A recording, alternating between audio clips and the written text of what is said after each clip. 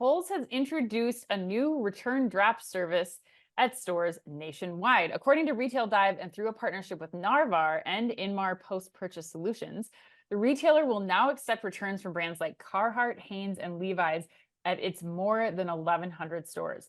So after initiating a return process, shoppers can choose Kohl's drop-off, similar to what you are doing on Amazon now. They receive a Narvar-generated QR code that they can then bring with the item to a Kohl's location. No box, no shipping label is required. So Chris, we're going to talk about this. Like, I want to get your thoughts on it, but it's also intern season at the A&M Consumer and Retail Group. So A&M CRG, they put their interns, their best interns, Kaylee Brecher and Peter LaRue. I hope I said their names right. And they are asking you, they're putting you on the spot this week, Chris. They want to. All right, bring it, interns. They want to know. Generating foot traffic is obviously key to the game in retail if you have strong attachment to the traffic driver. Is expanding return services a smart cheat code for Kohl's?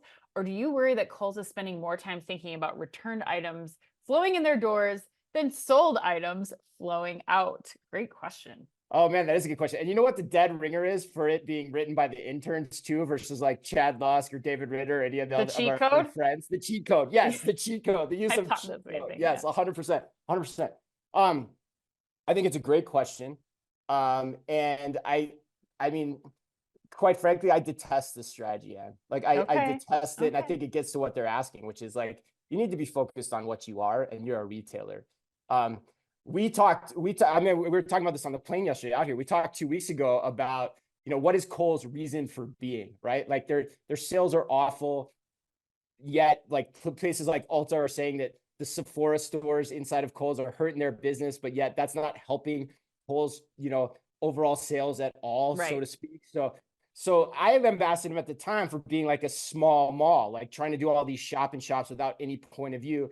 And now, honestly, it seems like they want to be a post office more than they want to be a retail store at this point. But at the end of the day, who my heart goes out to the most, Dan, are the store associates, which gets at what is inherently in the A&M question from the interns, which is now those poor store associates, they have to handle returns and customer service issues like they're a UPS store.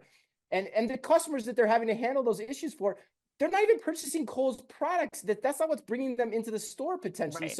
I think it makes their job just absolutely thankless. It makes them, it's going to be harder to inspire them to get behind what Kohl's is, which is an actual retailer that sells stuff. So I don't like this at all. It seems like just a desperate move and a move that could be done, but you got to get your house in order first, way before you go this route, I think. What do you think? Okay, I'm going to take a little bit of a different spin on this because I'm surprised. First of all, I think there's two separate stories here. I think number one, this is a great move for Narvar and these retail partners. Okay, so like let's call that out. Like smart move, Narvar. 100%. It's a huge benefit to the customers of Levi's, of Carhartt, of all these places to get you into another, 1,100 more locations around the country where you can make online returns. Amazing. 100%. And no disagreement whatsoever, Ed. And as we saw with the 24% increase in traffic with Amazon returns, you are going to get more foot traffic into a Kohl's and potentially to like Sephora and to a Babies R Us, potentially. Okay.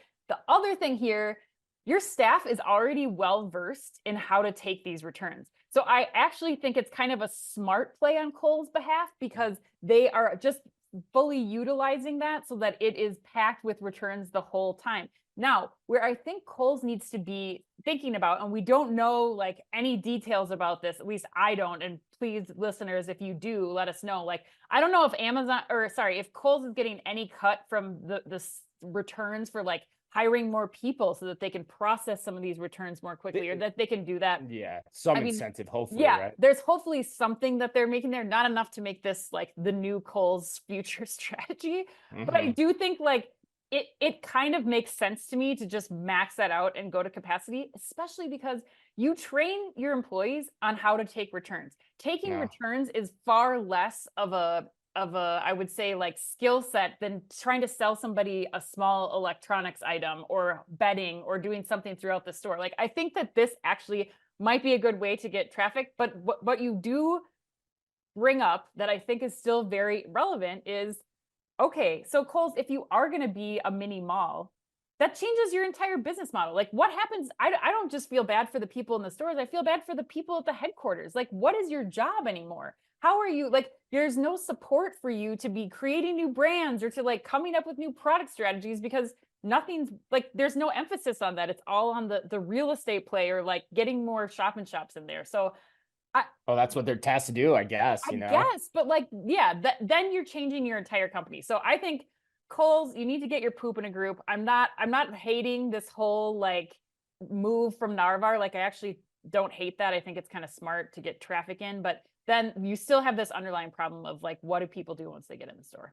All right, you said a lot there. So I did. So I think like I love the move from Narvar. It's a great move from Narvar. I just don't think Kohl's is the place I'd be doing this because I don't think Kohl's as a retailer has its house in order to the point where this is going to be long-term successful.